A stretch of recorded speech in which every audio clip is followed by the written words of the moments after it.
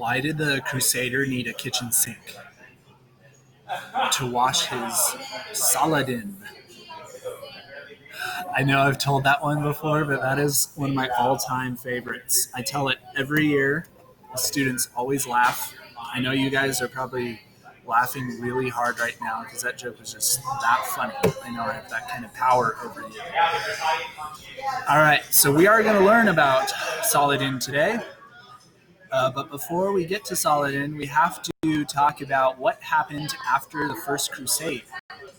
So you'll recall that the First Crusade happened at the end of the 10th century.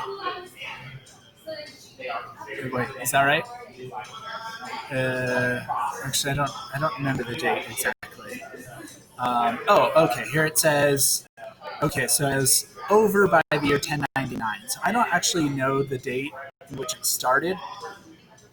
We'll just say that. Let's say it started in the 1090s. Right? That seems like a fair assumption. Right. So the First Crusade under Pope Urban II is a very directed, specific, unified attempt to recapture Jerusalem from the Seljuk Turks and make it a part of Christendom, right? And then in the last video, we talked about the different motivations that different people would have had for participating in the Crusades and why Pope Urban II was such a big supporter of this idea. So we came up with 3 reasons that Pope Urban II wanted this First Crusade to happen. All right, so you can see on this map there are several spots in Asia Minor, around the Mediterranean, in the Middle East, where different battles of this First Crusade are happening. Right? So it was not only a siege of Jerusalem, the Crusaders had to fight battles along the way because the Seljuk Turks knew the Crusaders were coming.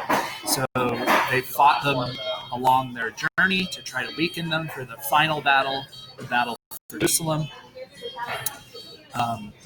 Remember, the First Crusade was also a battle to try to weaken Seljuk Turk influence in the Byzantine Empire, especially around Constantinople. Right? So if you look closely at this map, you can see where these battles occurred and why the Byzantine Christians felt so threatened by these Seljuk Turks. Because the reach of the Seljuk Turks at this time was quite large. It's this entire area, right? This is thousands and thousands of square miles. And remember, the Seljuk Turks, unlike the previous caliphate, was brutal. Right? They violently persecuted Jews and Christians in the Byzantine Empire. Okay, so the First Crusade ends in victory, but this victory is really short-lived.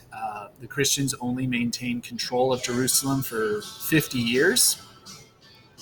After 50 years, Seljuk Turks sort of like regroup and they recapture Jerusalem, and the Christians never take control of Jerusalem ever again.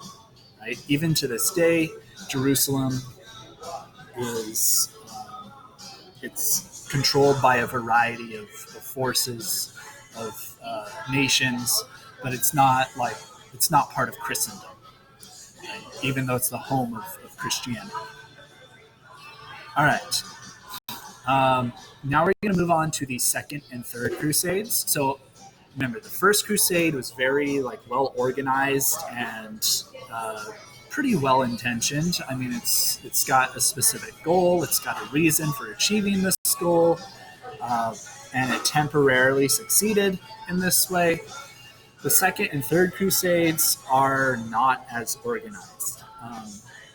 So the Second Crusade, unlike the First Crusade, was begun in order to recapture a place called Edessa. Edessa was a Christian territory in the Byzantine Empire that fell to the Seljuk Turks in the year 1144. So kind of like Constantinople, it belonged to Christendom, and then the Seljuk Turks overpowered the Christian defenders of Edessa and took it for themselves. Unlike the First Crusade, which was organized by Pope Urban II, the Second Crusade is organized by King Louis VII of, I don't know, I forget where he's king. I want to say France, but I could be wrong. And the Emperor of Germany. Right? So it's not directly under the control of the Pope or the Catholic Church specifically. This is a much more secularized crusade. And this crusade, just like the first crusade, receives a lot of support from the different kingdoms and noble families of Europe. It receives a lot of funding, a lot of people participate in it. But this crusade is a big fat failure. And one reason that this crusade fails is because, unlike the first crusade, in which the Muslim population of what we would call modern day Palestine, the Muslims in the first crusade they were kind of like neutral. And some even actually supported the Crusaders, because remember, there's a big civil war with the Seljuk Turks, and these are the Muslims who had lost that civil war. So they wanted to see the Seljuk Turks defeated. The second crusade, these Muslims were not happy to see Christians traveling through their land.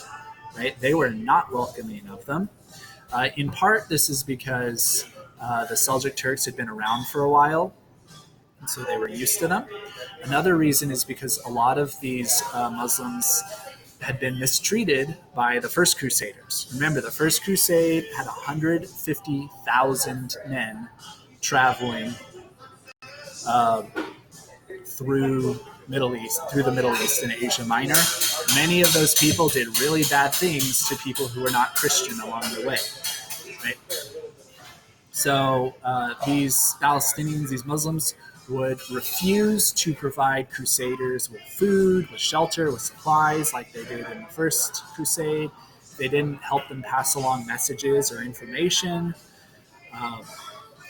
And so they were really, really happy when the second crusade failed and the Crusaders had to go home in defeat, the ones who survived.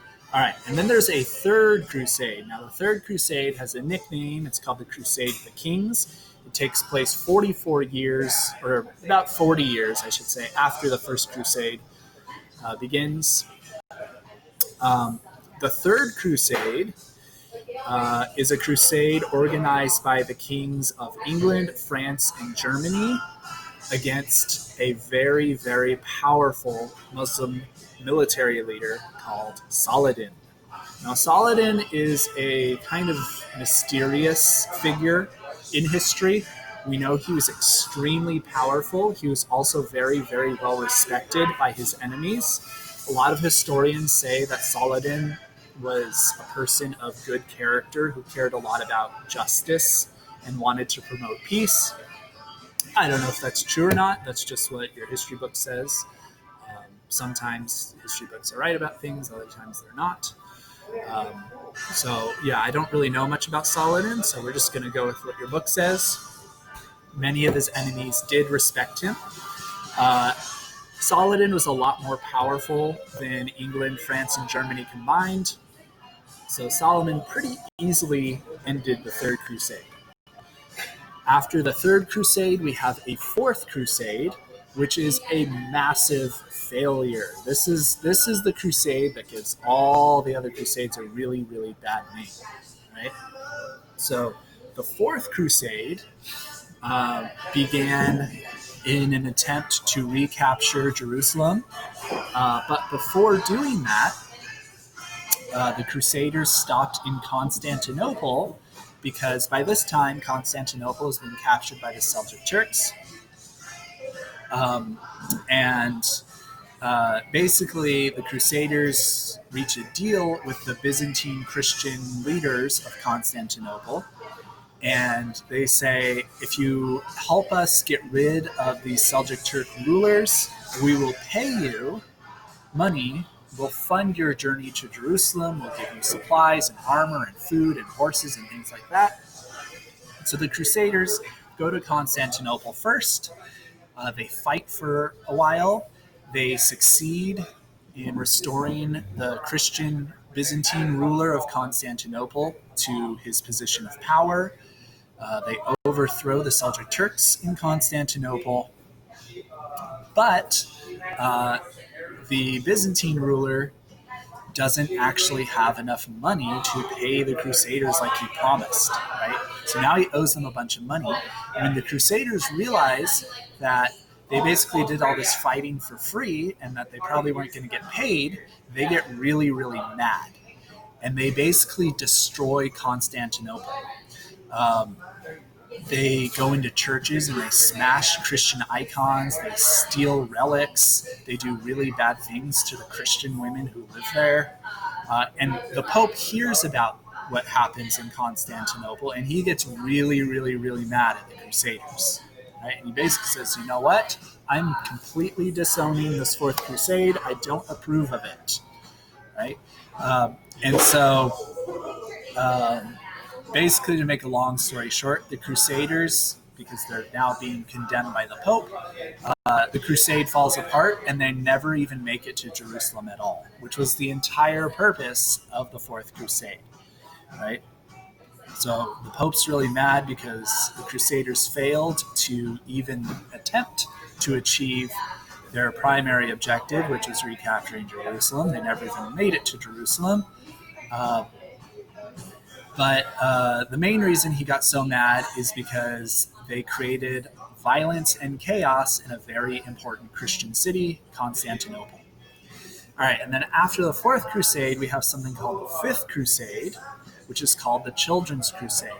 And this is a really weak crusade that also gives a really bad name to the other crusades. Like I said, the crusades are kind of like a mixed bag. Some parts of it were successful and good. A lot of it was really, really bad. And the Children's Crusade was really, really bad. Right? So the Children's Crusade was an unofficial crusade. It wasn't something that the Pope was pushing for. It wasn't something that the kings or nobles of Europe were really pushing for. Instead, it was more like a popular movement of poor people who wanted to all gather together and recapture Jerusalem. Right? Well, it became called the Children's Crusade because a lot of these poor people who were joining this crusade were kids. Right? So it attracted children and really just poor people of all ages. Right? What's really bad about the Children's Crusade, though, is that slave traders took advantage of the fact that Europe was basically full of traveling children who didn't have any supervision. So a lot of children in the Children's Crusades were captured by slave traders and sold into slavery in other parts of the Mediterranean world, in Africa, in Asia, in the Middle East. All right, that's it for our lesson on the Crusades. We'll talk about some of the effects of the Crusades in the next video.